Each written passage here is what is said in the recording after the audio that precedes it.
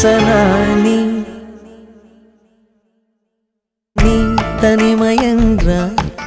நான் துணையா தூரத்திலா நீ துணைதான் என்றால் நான் பேசவா யோசிக்கவா நீ திரும்பி நின்ற